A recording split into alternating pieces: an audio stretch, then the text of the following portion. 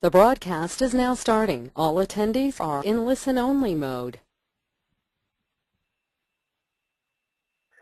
Well, hello everybody, and welcome to today's webinar. My name is Matt Godson. I'm CEO, co-CEO with Momentum Event Group, and it's my great pleasure to welcome you here today to our webinar entitled Global Spotlight on South Africa, Tailoring Your Anti-Corruption Programs to Exceed Regional and U.S. Compliance Standards. Our presenter today is Reagan Demas.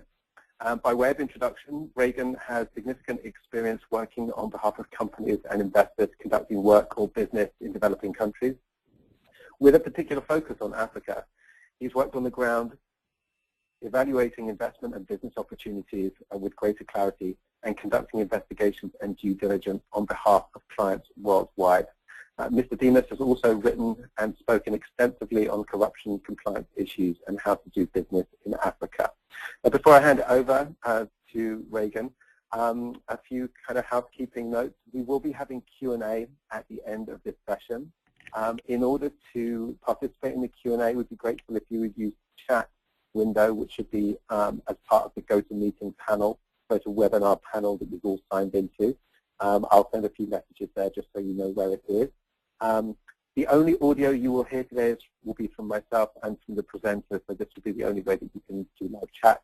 This session will be recorded and it will be made available for all attendees via a link afterwards. So you don't need to ask if the slides will be available. They will be, and the recording of this session will be available too. With that being said, it's my great pleasure to hand over to Reagan to take it away for the presentation. Reagan. Thank you, Matt. I appreciate it. Welcome to everyone.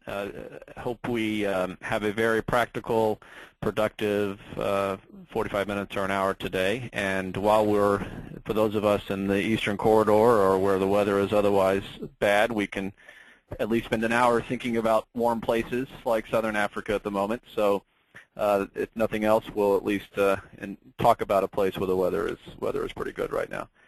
So before we get started, let me just thank everyone for the opportunity, and for those of you joining, again, I want to make this as practical as possible. I spent a lot of time on the ground in Africa, including in Sub-Saharan and Southern Africa, doing this kind of work.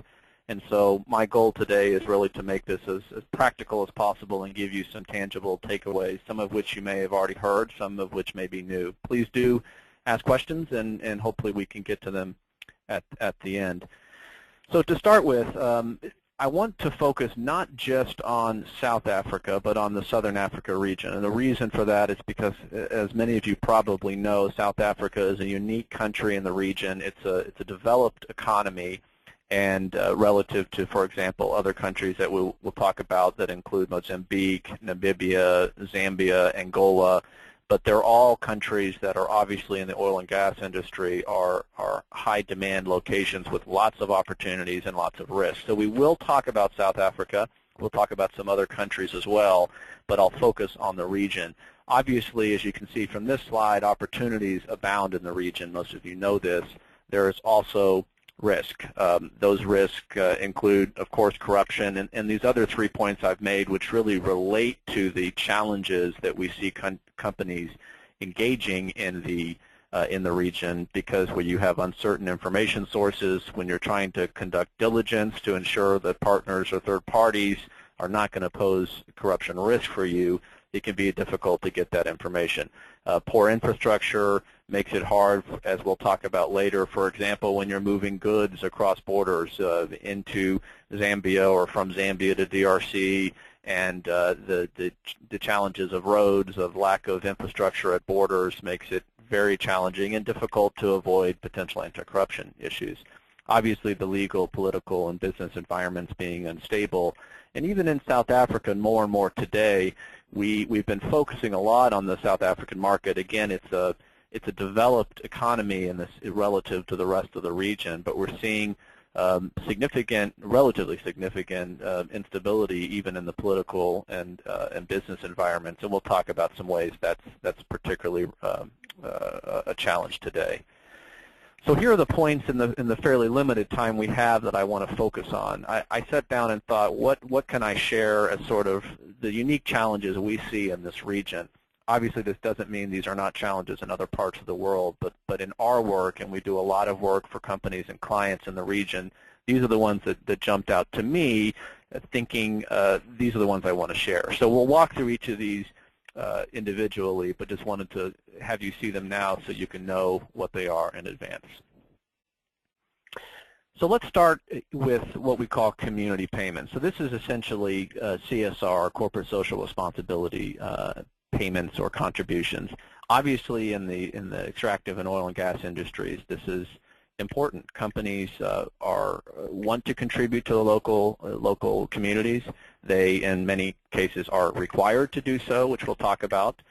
But they pose significant risk from an anti-corruption standpoint. We've seen, in particular, so obviously there's one scenario that poses risk where, and many of you have heard of the Eli Lilly or the shearing plow cases in Europe, where there are donations made at request of an official. It's an obvious sort of quid pro quo, and everyone probably on the call would say, you know, duh, don't do that. That's an anti-corruption problem. What we see in the Southern Africa region are less obvious potential pitfalls, and we've seen this in cases even that we've worked with the Department of Justice, where you have local community groups that come to companies operating in some of these regions and say, hey, we want you to support us. You've got a big operation here, by the way, it's polluting our environment, whatever the claim may be. You've got people coming in and out. We want you to support the community. But the communities often, the requests for funds are ad hoc. They're not official groups. Sometimes there are local development funds. We see this a lot, but it's unclear who's behind these. And in some of these environments, clearly local chiefs or quasi-officials are involved. They are, in many of these areas, they have significant control over the communities. And under, of course, the FCPA, if you've read the 2012 DOJ guidance, you can see that local chiefs and these quasi-officials can be deemed to be foreign officials under the FCPA under certain circumstances. And so refusing to pay just because we think that it poses too much risk really, in some instances, is not practical. And frankly, can pose security issues because telling off local community leaders can put your own people in trouble. So what we typically say to companies that ask questions about this is policies should allow for contributions like this. They should be flexible enough to recognize that donations to international NGOs where you get clean receipts and, you know, tax deductible whatever are not always the way that it has to work here, but recognize that diligence on the recipient is key, and even monitoring, and then ensuring that the contributions are made in such a way as to limit the risk. So, for example, in-kind donations versus cash donations where possible.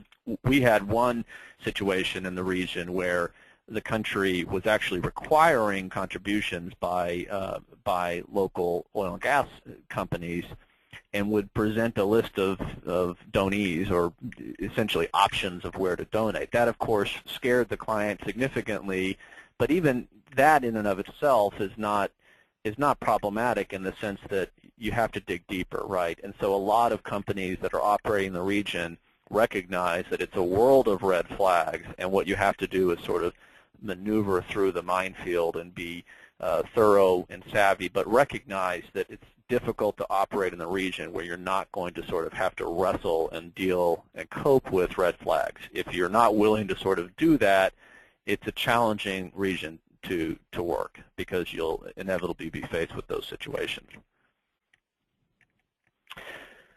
Second scenario I want to talk about are personal safety payments. Now we've talked about these sort of payments for a number of years because we've had clients that have run up against these very real scenarios in these types of countries, in the Southern Africa region in particular.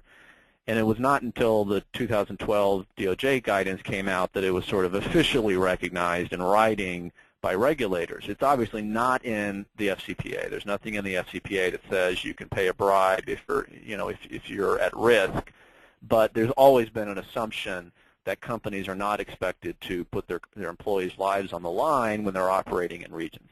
So let me first say these are extremely rare. And the only reason we're talking about it is that your company's policy, which obviously having a policy is not rare, you need to have one, should take this into account. So what are these types of payments? These are payments made to avoid imminent bodily harm or illegal detention. And those are critical terms there, and we'll talk about why it's important to make sure your policy and your training and communication are clear on this.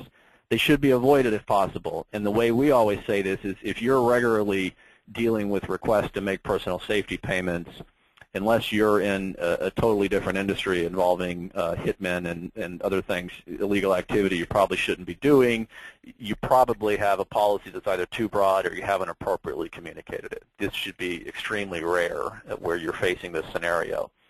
Your policy should require that these types of payments be immediately reported, documented, and booked. So let's talk about a few practical scenarios here. I was in California over the holiday.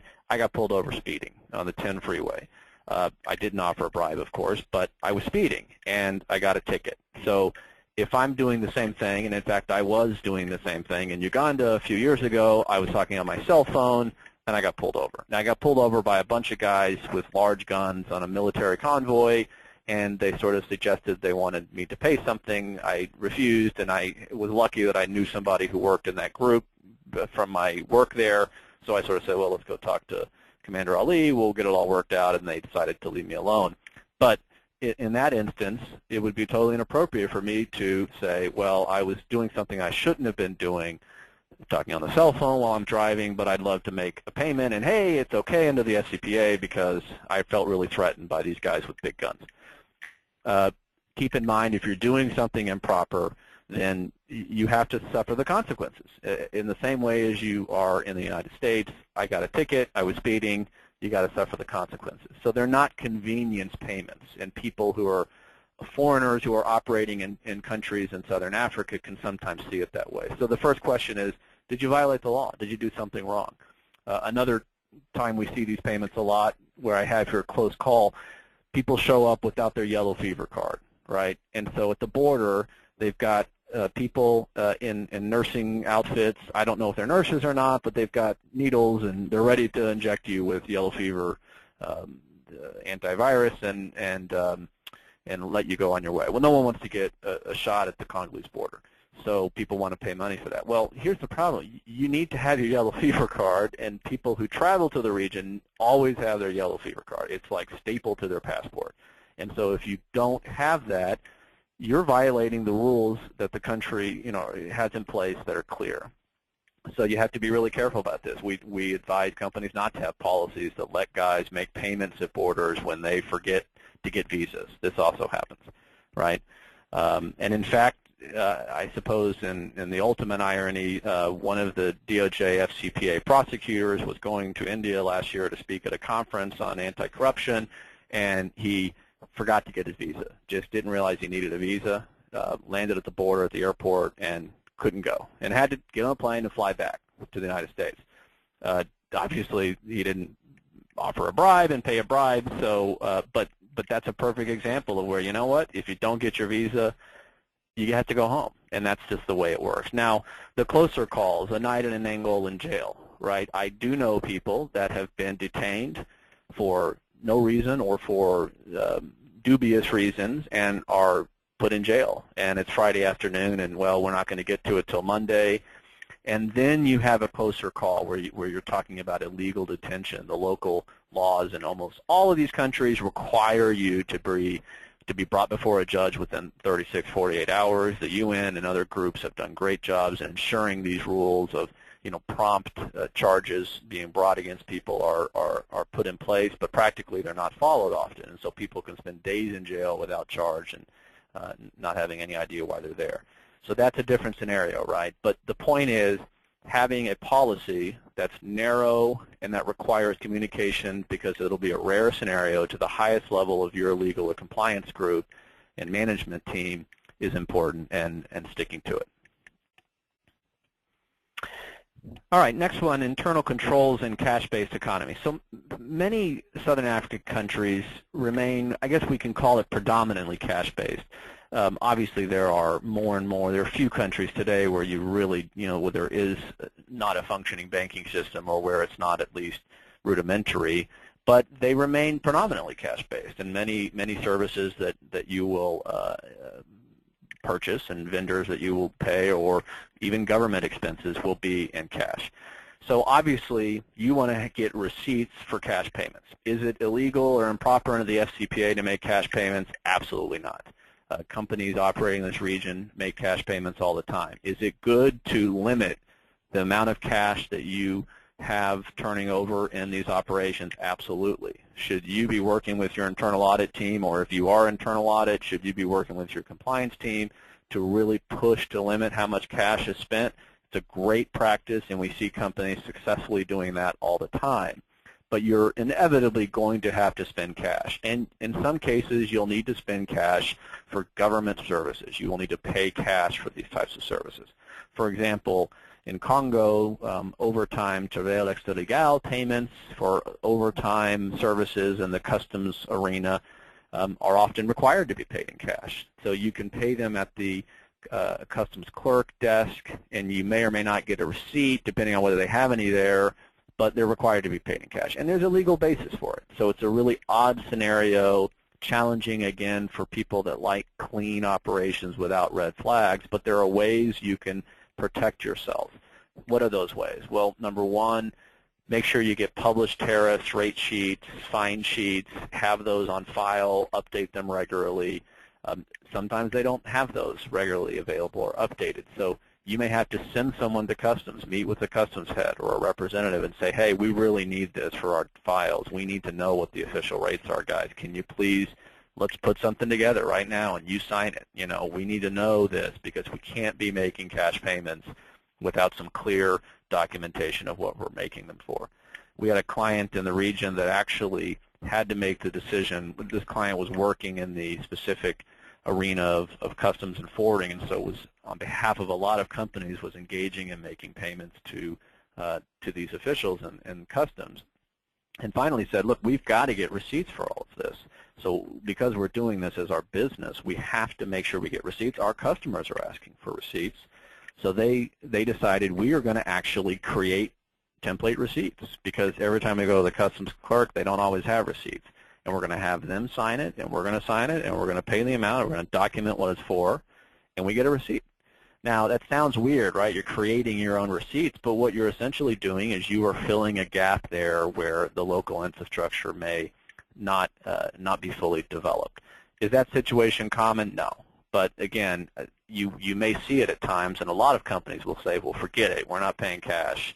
And that may or may not work, but just thinking through the practical realities and how you can still protect yourself is important. All right, let's talk about political parties. You hear this all the time at every FCPA conference. People talk about political parties and how it's a risk, and don't work with people that are politicians, blah, blah, blah. Well, really, in the Southern African region, you have unique circumstances here where and I'm thinking, ANC in South Africa, dominant political party, MPLA or others in Angola, where you have parties that are clearly dominant. And frankly, everybody who's anybody in terms of working at companies or who has the funds or wherewithal to be able to support you or be your partner are probably going to be involved in some way in politics. That's what happens.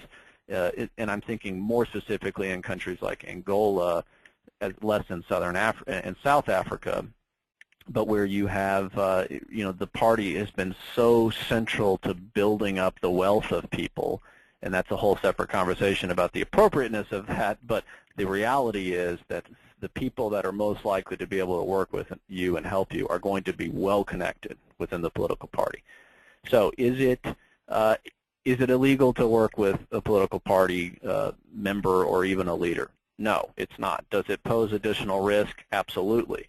In some of these countries, you will really be forced, and again, I'm thinking of Angola, it would be surprising if you're not sort of, in some context, dealing with a partner, a vendor, a JV entity, a local content provider, whatever, who is either some sort of official, former official, or current political party leader. So How do you handle these? Well, I'm thinking of particularly actually a case we recently had in South Africa with a large multinational that was, we'll talk about the local content requirements, the Black economic empowerment requirements in South Africa. They were essentially entering into a joint venture to get their BEE rating high enough to be able to enter into certain contracts in South Africa and tenders.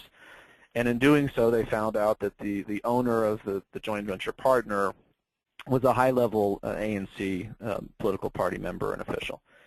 And so how is that to be handled? Well, what we decided to do is, in working with them, you can actually work through the issues, right? So first of all, you carefully document what his role is, both in the company and with the political party. You get him to both let you know and to disclose, but also to certify that is his role. And then you get a certification. We had him sign a specific individual certification. He wasn't thrilled about it, but it's the reality that said the following. One, I have disclosed my interest both to the party and to the government entity I'm involved with, and also to the company. I will agree to update that if it changes. He confirms that his interest in both entities are accepted under applicable law, party rules, etc. And you want to confirm that as well by going to local council and getting confirmation on that.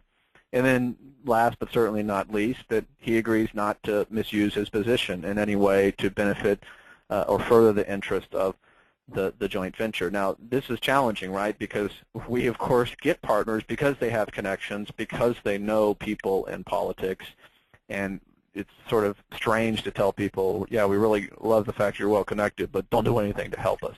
That's not what you're saying. What you're saying here is you will not misuse your position, and in particular, if you, say, have someone who's not a political party member, but in Angola who's a current employee of Sonangol or former employee of Sonangol, or wife works at Sonangol, whatever, they agree not to get in a conflict of interest scenario, and that's the critical component here. They will recuse themselves from any sort of a situation where they might be ruling or voting or otherwise helping through their official position you to get business. So you have to stay on top of this, document it carefully, and then, of course, monitor moving forward. Another spin on this, I mean, again, this is something that we probably don't have to worry about a lot in the United States when you're hiring people who may be relatives, sons, daughters, cousins of government officials. You know, we don't have too many concerns about that. Well, in this region, you do have to think about that. Why? Well, again, we had a specific scenario where a company hired the child of an official that had ultimate decision-making power over the specific tender that they were going for in that country. They didn't even discover the connection until later when it was messy and really hard for them. They had won it. It was just a mess for them to sort of unwind and pull out of, and obviously they had to do an investigation, figure out how the kid had been hired when everyone knew this. Wasn't clear there was any impropriety in the tender, the bid, and the ruling, but still you've got this mess you have to unwind. So when is it appropriate to hire a relative of a foreign official? Well, it's, again, not illegal per se under the FCPA to do that, but recognize that it's risky. You want to avoid, obviously, when there are specific requests to hire them, you want to be very careful about that, and you want to make sure that that's put into some formal process where other candidates are looked at and you're weighing them based on their capabilities. If you know in advance that the father or mother of the child is going to be making an ultimate decision over your business, not a good idea to hire the person, obviously. If it's not that clear, you know, transparency with the connections is important. And the moment you identify any sort of a conflict, you ensure refusal either on the part of your employee or even, you know, the official, and maybe you have to back out of a tender or particular work, which is not a great scenario. But sometimes, again, the employee is worth it, is worth the risk and the potential hassle you have of continually monitoring and following up and ensuring that you don't have a conflict of interest that may arise. Let's talk a little bit about local content laws. I'm sure you've heard about these. They are spreading across the continent like wildfire. They are most, I think it's safe to say, Angola and what we call Angolanization is where you see these laws the most integrated and most developed, and frankly the most problematic and vexing for foreign companies working there. You have other less obvious, less rigorous sort of local content regulations. As I mentioned, black economic empowerment laws in South Africa, which essentially say, look, you have a better chance. We are going to consider your BEE rating. So to the extent that you have black Africans involved in the business or as partners, we're going to consider that as a positive factor in awarding business in certain circumstances. So essentially what this does is it urges you or requires you in some cases to get partners that you otherwise would not get. And then you have the additional issue of often when you're forced to get these partners, often they have connections to the government. And in some cases they're even suggested or proposed by the government or local state-owned oil companies. I again go back to Angola just because it has posed sort of the most issues recently for our clients, where we have an ongoing situation now where a client has a joint venture partner and all sorts of connections to Sonangol have come out. Now, I will say from my experience, which is fairly extensive in Angola, that it is extraordinarily common that a partner or whether it's a joint venture partner or a key vendor of yours, it's very, very common for those people to either have current or past connections to the state-owned oil company, Sonangol, more so, I think, than any other country in the region. So the question then becomes, does that mean we have to walk away from the scenario? In this particular scenario, the partner was, in fact, suggested by Sonangol, and the individuals were, in fact, connected to Sonangol, which I think for most of us, if we're facing a scenario and we're risk averse, which for those of us in compliance we are, we would say, wait, no way. We're not going to get into this. This is, talk about red flags, waving in the wind. We're not going to step into this environment and this scenario.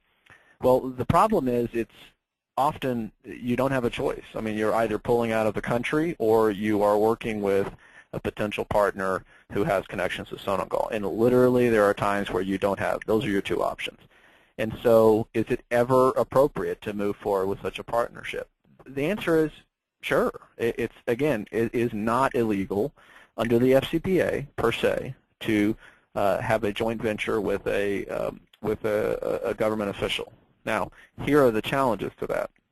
And this is where local counsel and having even international counsel that has good local counsel contacts is critical. Because remember, under the FCPA, it is a defense if local law authorizes the payments. And what you're really talking about here is a scenario where you are going to be making payments or dividend payments or whatever the case may be to a foreign official, right, who may be your partner. So are those corrupt, or do those fall within the ambit of the FCPA such that you're taking on too much risk? Well, how do you figure that out? Well, first of all, make sure that if, for example, in the case that we're currently working on, if you have clear Sonangol connections with owners or operators of a joint venture partner, you want to first know, does Sonangol's rules and regulations, do they allow people to have side businesses? Well, it turns out it does. It's not illegal or improper for someone who works at Sonangol to have a side business. And that sort of makes sense in other countries, right? In the United States, although I'm not fully conversant on these rules and regulations, I'm fairly confident that if you have a government position, you're not barred from having any sort of interest in any private entity. You are, however, required to disclose those interests, and if there's a conflict of interest, you can't have those. You have to either recuse yourself from the position, or you have to somehow ensure that, dissolve yourself of your private interest if there's a conflict of interest. Well, that's the same way it is in Angola. You can't have a position in Sonangol and also a private company position if there's a conflict of interest. The problem is determining a conflict of interest in that environment can be a real challenge, and so companies are forced to rely on the representations of their partners and rely on local counsel significantly. and they have to monitor the heck out of the situation. And so is it worth it? Well, again, it's part of your cost-benefit calculation in working in the country, but we have a number of clients that are successfully working in those types of environments and just dedicate additional time to the scenarios to ensure that they are managing and mitigating the risk. Now, I have another client where we just finished a similar scenario in Angola. These are all in the oil and gas space, but what happened in that case is the company failed to do diligence on the partner before they started doing work for them. And that's obviously, you know, an FCPA 101 error, but that's what they did. And so what happened is they later found out that there were connections. The nature of the partnership was essentially for them to say we have this partner so that Sonangol would approve the award, and the result was that they were faced sort of after the fact, chasing their tail, doing diligence, recognizing that the company had clear connections to the government and trying to document it after the fact, and then decided, well, we don't want to work with them because they were nervous about the way they were paying them. The success fee was large, and there weren't a lot of documentation about what services they'd provided.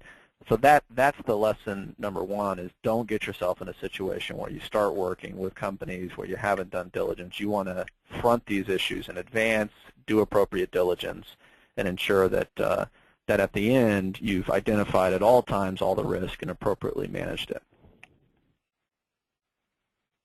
One other comment just on, for example, the BEE scenario in South Africa. We had a recent case of a large U.S. multinational where this can raise other corruption issues, where the company's director was actually making payments to a third party to get fake BEE certificates. So essentially they could falsely build up their BEE rating.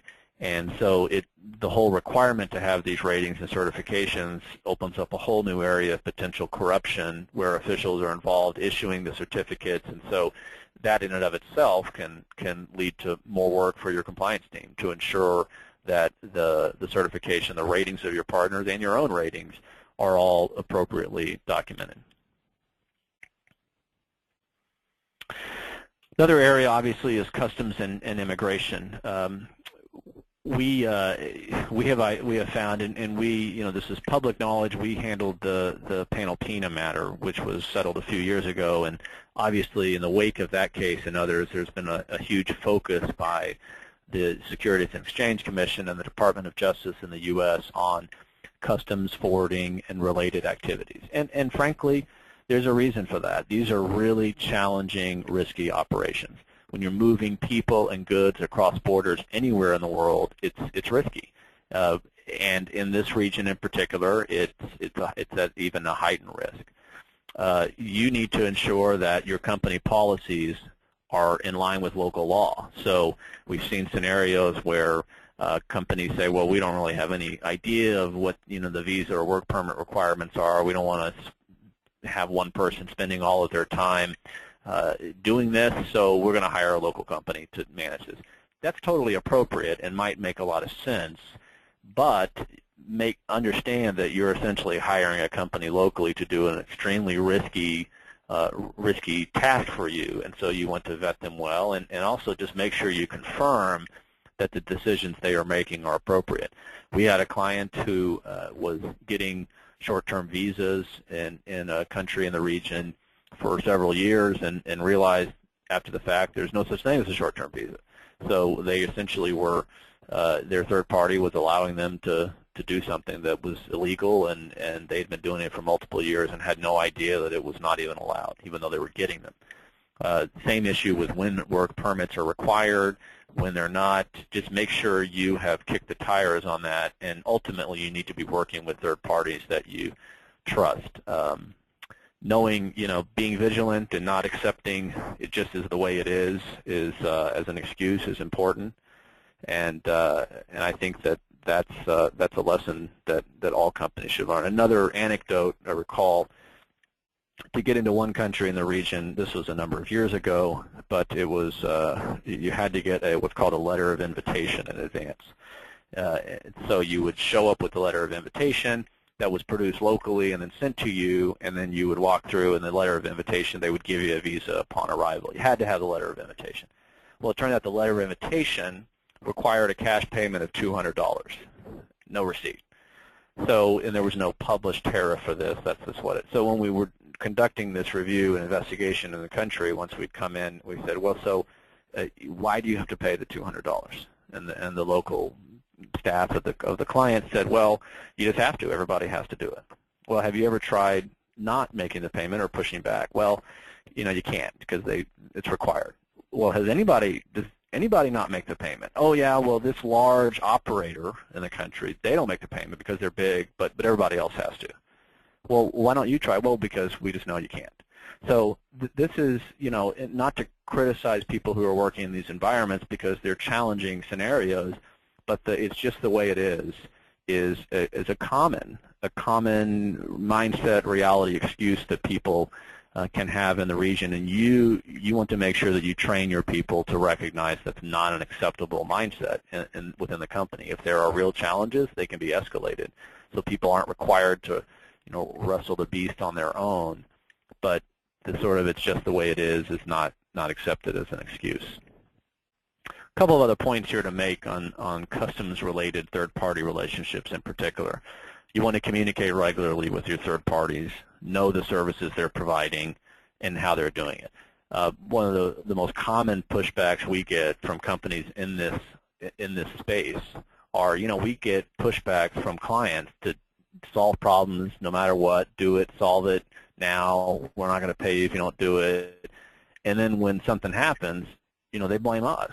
And so one of the things you want to make sure your people and your entire supply chain line recognizes is if there's a problem, we need to, yes, of course, you expect your third parties to perform, but understand what the problem is and help solve it. And instead of just saying, I want it solved yesterday, do it. Of course, don't pay a bribe, but if you don't do it today, I'm not paying you, right? That sort of communication style encourages companies and puts them in really challenging scenarios. So ensure that your people don't do that. Know what your people are asking for and why. Obviously, you have people on the ground. You need to trust them, so it's not about looking over the back of your own people that are managing these supply chains. But we've seen on numerous occasions where these types of activities, cash advances to make certain payments, fines paid in cash, getting visas, expediting fees, which can be legal and totally appropriate at times. There are also easy opportunities for improprieties by your local staff against the company, embezzlement and improper accounting. And so just make sure that whoever is in charge of this is trained well and are people that you trust and understand the risk and the challenges. A few more points here. Review invoices carefully. Ask questions. Companies in this space, customs third parties, really hate it when they send out invoices. They either get paid or they don't get paid for 6 months, and then 6 months later somebody comes in and starts yelling at them and saying, why'd you do this? Where's the backup for this? You know, it's your job and our job to ensure that we do check these invoices. If we have questions, ask questions. Ask for backup. Have audit rights in place, you know, as robust as you can get to allow you to ask for this material. But at the same time, frankly, if you've got to go and exercise an audit right to get what you need from your third party, you need a different partner. So audit rights are a little overrated in that sense. And then know and understand the outlays made on your behalf, right? This is a challenge because companies that operate in this space, they don't want to tell you what they've actually paid for you, because then pretty, you know, fifth grade math allows you to subtract what they paid on your behalf and what you pay them, and that's what they made on you, right? And so then they say, well, we don't want you to know our profit margin because you're going to thin it to zero or near zero, so we're not going to tell you what we paid on your behalf. That's really not acceptable. And so how do you manage to work with your customs third parties to understand, look, we've got to know what you're paying out, and we're not going to sit here and do the math and try, you know, this is for legal and compliance. The business guys are not going to then twist you and press you to limit your margin, but it's hard to convince them of that. So we found that this is a challenging communication scenario, but an important one. And then have a contract specifying the scope of services. You know, sometimes it's hard to disallow subcontracting without approval, but try. and then any sort of negotiations or reduction of fines you want to talk about in advance. The irony here is we had a case where you know, a lot of people say we don't allow negotiation of fines, and that's a huge red flag, and you got to be kidding me, and you know, if you do that, we're going to fire you immediately. Well, you know, we had a company that pointed out the irony of that, given that companies all the time are negotiating to reduce fines or cancel fines with the Department of Justice when it comes to FCPA prosecutions. That's half of what they do in the course of a settlement, and those are negotiated, and the terms, everything's negotiated. So obviously you're talking about different scenarios, but keeping in mind that negotiation of fines and penalties with government agencies is totally appropriate in certain circumstances. You just want to monitor it carefully. Just a couple of practical, real-life invoice line items we've seen in this scenario over the years. These actually all relate to the sub-Saharan African region, and you can see how these are pretty clear red flags, and how you would, if you saw this on a current invoice that you would receive from a customs partner in the region, you would pick up the phone and make a call, right? Negotiation with customs, a flat fee, special intervention, short-term visa, emergency visas. These things, it turns out, don't really exist, right? There's no such thing as an emergency visa in this particular country, and so you want to just ask questions about outlays whenever you can. All right, we have a few more minutes. I'm actually going to run through, I've got 3 little case studies here. We've talked about these sort of already, but let's run through a couple of these. And these are all real scenarios. So first one, you're the director of an oil and gas supply company in Libido, Angola. You rely on moving goods from South Africa into Angola. Under Angolan law, you have to use a customs broker register with the government. That's an actual fact. You're aware there are only 2 registered brokers in Libido. It's not a big area, A and B. Broker A is the former head of customs. Broker B is the son of the current head of customs. And you use both brokers, and you pay them separately in different ways. One is a flat monthly rate. The other, broker B, you pay a per kilo rate for goods that are cleared. So what are problems? Don't want to spend too much time on this because the problems are fairly obvious, right? You've got the government connections, you've got payment terms which lack transparency on their outlays, right? It's not that paying flat monthly rates are, again, illegal, but they pose a problem because you don't really know what the individual is paying on your behalf in terms of outlays, and you sort of want to know that, right? So what do you need to know to determine the appropriateness? Well, does local law allow them to hold these positions? Probably it does, but you want to confirm. Can you get certifications from them about ensuring that they aren't misusing the position or connections they may have? Are the payment terms legal? And can you change them? Because you probably would want to. Any other red flags or diligence questions that come up about these individuals that would cause you concern? So moving forward, the steps you would take would entail, again, changing the payment terms. I would recommend that you, if at all possible, at a minimum require sort of a detailed outlays that they're paying in addition to these rates, confirm local law, and then just monitor the situation moving forward. But this was a real scenario we faced, and so, or a client faced, and so it's a hypo only in the sense that, you know, the names have been changed to protect the innocent. Case study 2, you run the operations of an oil services company in Mozambique. You require the movement in and out of the country of a bunch of people, contractors, etc., and a lot of visas. So you're visited by an immigration officer who says you're subject to a large fine because you've improperly used one of those visas we talked about earlier. And you talk to local counsel and you realize you did, in fact, violate local law inadvertently. So then you meet with them again, and they tell you that the fine will be $100,000. You, of course, pick your jaw up off the ground. You say, there's no way we can afford this. That's ridiculous. They say, okay, well, we'll reduce it to $10,000, but you need to pay the fine in cash today. All right, so red flags all over the place, right? You've got a cash payment. You've got sort of the ball is moving here in terms of the fine amount. So what do you need to know to determine the appropriateness? By the way, this is also a real scenario. Well, the legality of the fine. You want to immediately go to the books, local counsel, whoever, and say, what are the appropriate fines? Is there a fine log? Is there a tariff for the fines here? And are we working within that here? Are these just numbers that are being thrown out? Is cash okay? It turns out immigration fines in Congo, as of a couple of years ago, had to be paid in cash. So is it okay to pay it in cash? That's critical.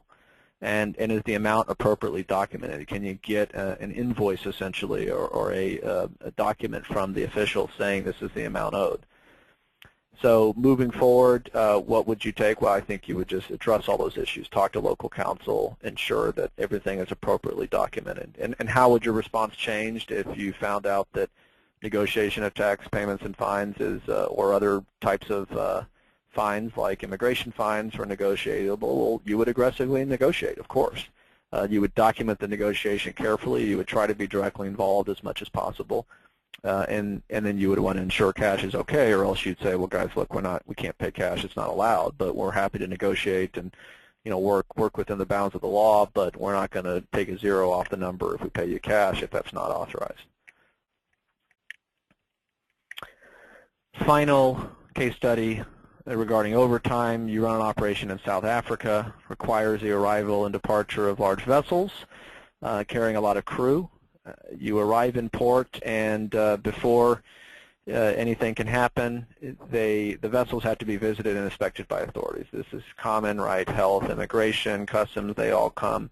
And sometimes they arrive late in the evenings or on weekends, of course, outside of what are considered normal operating hours. And so you don't like the guys sitting on the boat for hours or days, wasting time.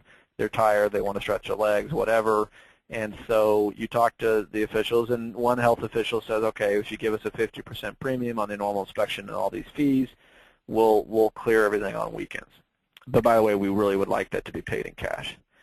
Okay, also a real scenario, and these scenarios differ, right, where you have offshore clearance, where you're going to be offshore, and you want all these officials to come in by helicopter, and they say, sure, we'll come do it, but you're paying not only for the helicopter, but for a day of our time, because we're going to be away from our families for a few hours, whatever the case, or our post for whatever the case may be.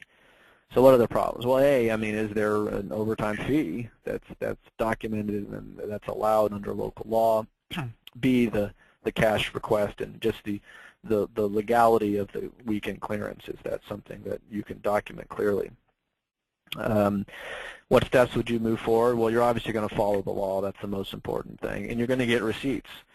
Getting invoices and receipts for these types of payments is critical. It doesn't necessarily make it legal, but where there's questions, it's critical. And you're not required to become local lawyers and to be elected to Parliament in South Africa and make sure the law is passed.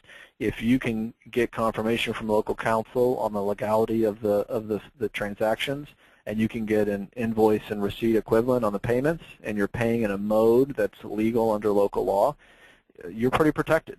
And so you got to make sure you document all of that in whatever way you can. What if you're advised that overtime is authorized but no tariffs are listed? This is the Congo scenario that we've seen, where they might give you a handwritten receipt, but they want cash, and so you have what we call the payment is legally authorized, but the modality of the payment is really in question, and there's no law that really sets on how much or how it should be paid. In this scenario, we've had clients that have gone to meetings with Customs or Immigration's head and say, okay, guys, look, we need clearance on this. We need certainty. We need you to document something for us, please, because we can't work in this uncertainty, and we recognize that the regime's still being built, and this is a new scenario for the country, whatever the case may be, but we need certainty. So, and keep in mind that legality under local law is a defense under the FCPA, and so if you can document that clearly and it passes the giggle test, then it's an appropriate exercise of diligence, and you should feel comfortable moving forward with that. So with that, I don't have any more. I appreciate the time, and I'll turn it over to Matt if there's any questions or thoughts that I can provide feedback on. That's great. Thank you so much, Reagan. That was a really phenomenal, very informative, really interesting presentation. So thank you so much for the effort involved in presenting that for us today. We have one question. We have a little bit of time, but we have one question so far, which somebody's emailed to me, which reads as follows: how, according to current best practice, do companies appropriately monitor for anti-corruption compliance in Southern African operations? What does that practically involve? I wonder if you're able to kind of to answer that. Yeah. Well, it's a good question and a challenging one, because there's not, regulators in the United States and in the UK and other countries have not given us or clients a sort of check the box list of what companies should do to ensure compliance with company policies or the law. What we typically find is there are best practices that companies put in place that are defensible, that can balance sort of the reality of limited resources in our compliance and legal teams, while also going far to ensure that if there is a problem, the company has a great story to tell when you go before a regulator. And that's what you're always thinking about, right? You're always thinking about the potential low likelihood, but reality scenario where at some point in the future you could be sitting in a room with outside counsel, probably sitting across from some aggressive prosecutor who's never spent a day in Southern Africa in his or her life, who's staring you down and asking you to defend the work that you've done as a compliance team in South Africa or wherever the country may be.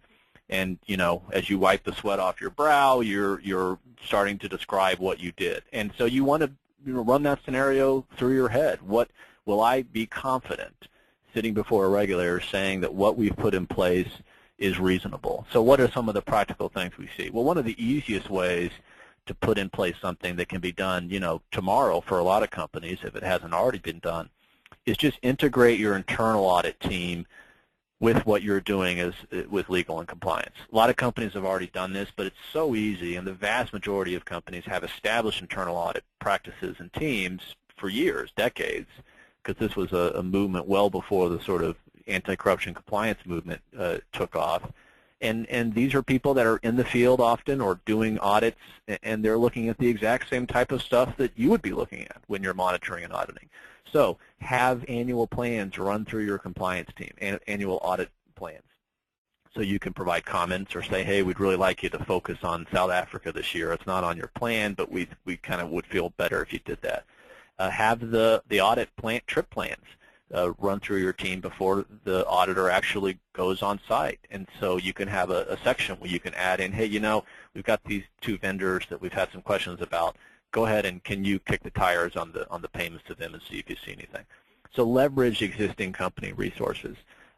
Also obviously doing trainings is important, but a lot of people, poo-poo the online trainings versus in-person trainings. The point is you're making efforts to ensure that your people understand this stuff and get this stuff. And so if it's online or in person, whatever works for you financially, given the size of the business, practically, given the type of people that you're sending over there, you have there, but some sort of training is critical. So those are a couple of examples, but it's totally possible to do this reasonably from a financial standpoint.